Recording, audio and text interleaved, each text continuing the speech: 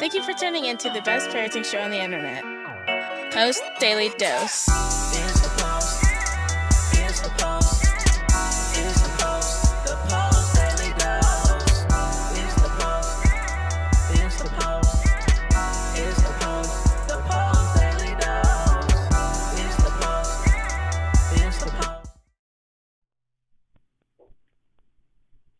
Hey there, Post+Institute. This is Kristi, Saul, the co-founder, coming at you live for another episode of Post Daily Dose, the best little parenting show on the internet. Of course, I'm going to plug these books real quick while people get signed in so we can have a little conversation this evening.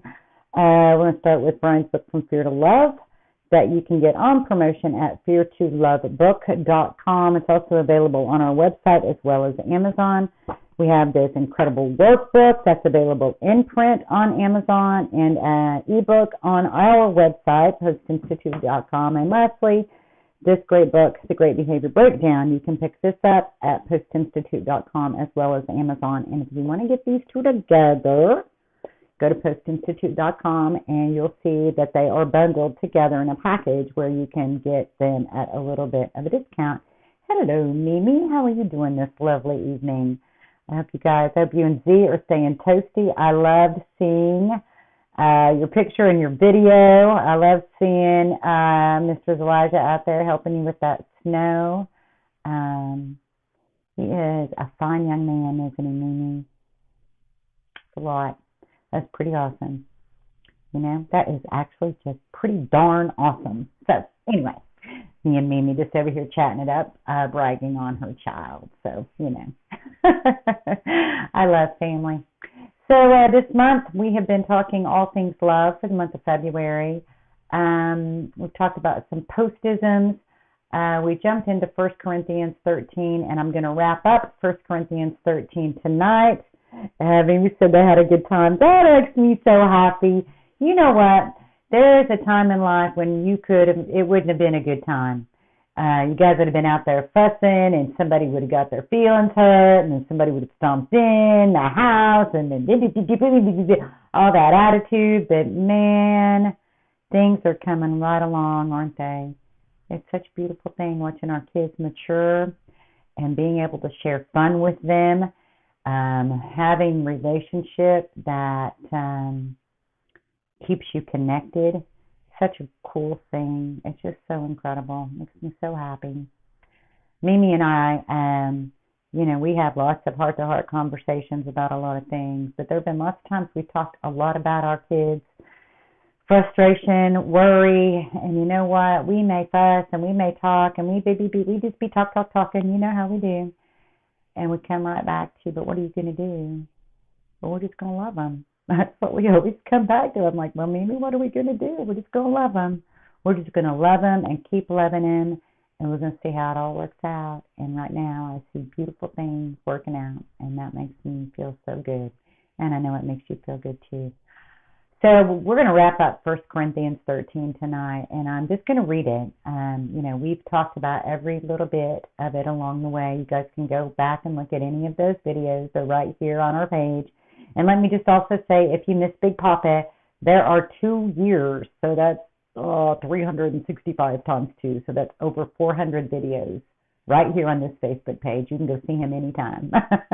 and they're good. Oh, they're so good. It's like gold. There's gold right there. So anytime you need a dose of Big Papa, he's right there on the Facebook page. Just go up and check the videos out.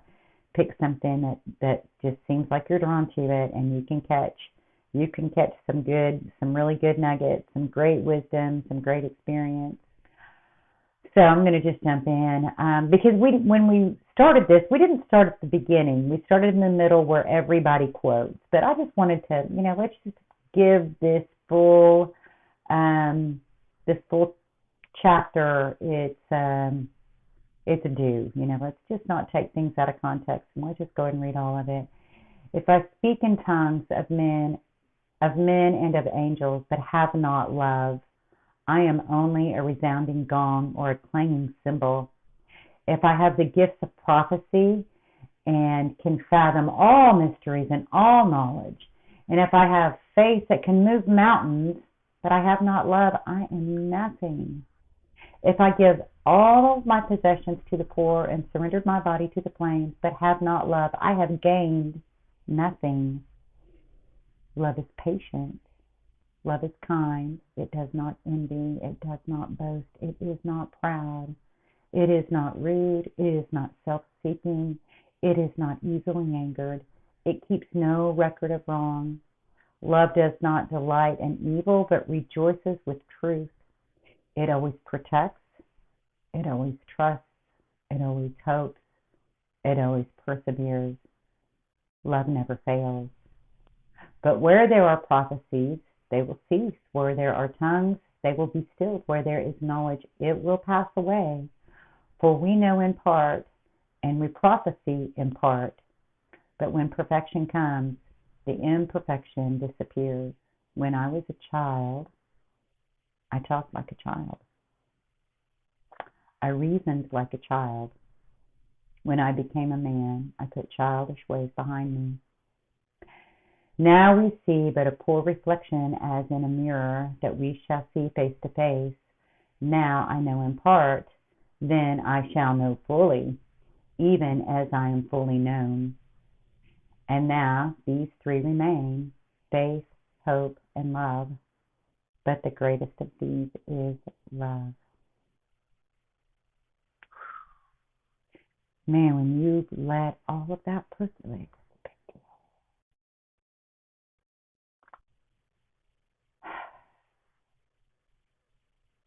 when you fall out of love, so often, and love just waits patiently for us to step back in alignment, we get impatient. We become unkind. We envy others. We boast. We brag. We become self-seeking. We get easily angered. But what really, really grabs me tonight is when I was a child, I talked like a child. I thought like a child. I reasoned like a child. That when I became a man, I put away those childish things. And yet, when we stress, we regress. We regress to younger places that are still within our system, within our biology, within our thoughts, within our behavior, within our actions. When we stress, we regress. Age does not define maturity. There is no magic age that says, I will not behave childishly, I will not behave selfishly, I will not be impatient, I will not be rude. There's not an age for that.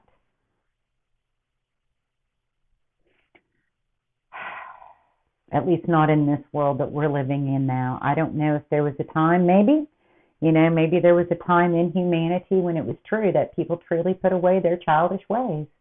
But when I look in the world and I look at myself and I look at everybody I know, I keep seeing places where we step out of love, where we get overwhelmed with fear, and then we step back into childish ways. Faith, hope, and love, and the greatest of these is love. Love, we have two primary emotions, love and fear. When we are stepping in love, we are more likely to be our most mature selves. When we are stepping in love, we are most likely able to put away our childish, selfish, impatient, immature ways. Love helps us be the best version of ourselves. It helps us parent our children and be able to literally see what it is that they need, to feel what it is that they need, to know first things first. And first things first is not about schoolwork. It's not about cleaning your room. It's not about doing dishes. It's about relationship. It's about them feeling the love that they have for us. The greatest of these is love. Faith, hope, and love, and the greatest of these is love. Well, never did it say, and homework, and cleaning your room, and, having pretty clothes, and, having a bunch of money. It says faith, hope, and love, and the greatest of these is love. Love is the foundation for everything else. Having your children experience the love that you have for them is the foundation for all the other things that you want to accomplish. So, I want to read some of the comments real quick. Mr. Harold says, love, love, love, love, love. Yes, yes, yes. Love, the only thing that truly matters. No limits, no overdosing. You can never have too much. Absolutely. You can never, ever have too much. And our children, especially our children who come from tough places, you know, maybe there's a little nugget you can share, you know, that age doesn't define maturity. I was talking with a parent literally the other day, just yesterday, and that was a part of the conversation. She was like, how do I help my son understand it's not a situation of adoption or fostering, but it's a situation of divorce, and very painful divorce, and a situation where there was abuse, child abuse. And she says, how do I help my son understand that abuse? And all I can say to that is age does not define maturity. Just because somebody is a certain chronological age on this earth does not necessarily mean that they have more maturity than someone who's 13 years old or 10 years old. Age doesn't define maturity. And maturity is a come and go thing. We may be walking in maturity one moment, and we may hit something that has us stressed out, overwhelmed, flips our lid, and we will regress into more childish ways of behaving. We will become more reactive. We'll name call. We'll lash out. We'll be in that hyper defensive amygdala hijack space of fight, flight, freeze, and fawn. There's no age limit that prevents that from happening, but learning how to calm our minds, learning how to quiet those emotions, that is a pathway to mindfulness. That is a pathway to helping calm that amygdala.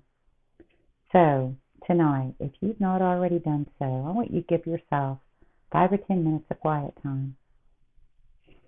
Take some deep breaths, relax, set aside all that stuff you've been fussing about, all that stuff you've been stressing about, and especially thinking about people who are right now, they don't have electricity, they don't have heat, they don't have water, and that's an opportunity to get really stressed out, right? But let's just calm everything down, get your warm blanket, snuggle up with your kids. This is going to pass. We're going to have sunshine soon. We're going to be back on track with life the way we're used to it, with those luxuries of heat and warm water and light and electric. We'll be back there. Make sure you spend some time with your kids, focused on them, not on the things you think need to be done. Just focus on them. Let the love you have for them shine from your eyes. Let them feel it from your heart. Let them know that we get through. Teach them in these tough moments that the way we get through tough times is we bind together. Maybe we'll play games by firelight. Maybe we'll read some books.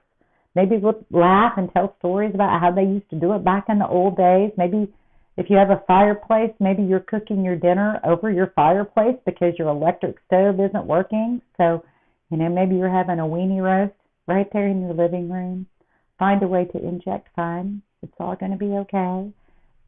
I find myself realizing that it's through difficult times that we bind together, and then we create memories out of it, and we look back and go, wow. I might not have known my neighbor before now, but now I know my neighbor. I might be arguing with you about some things, but if I see you in the ditch, I'm going to pull you out, because that's how we do. That's how we do. Let them see the love you have for them shine from your eyes. Let them feel it from your heart. Play with them, wrestle with them, blow bellies. If you have electricity and you can watch TV, then by all means, roll up in a cover and watch some television and relax and enjoy your babies.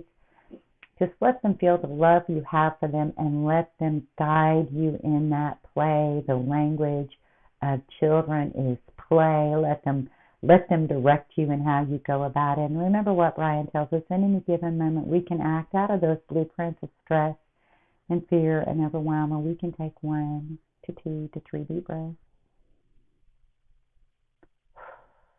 We can choose love. Much love to you guys. Stay blessed, and we'll see y'all tomorrow night.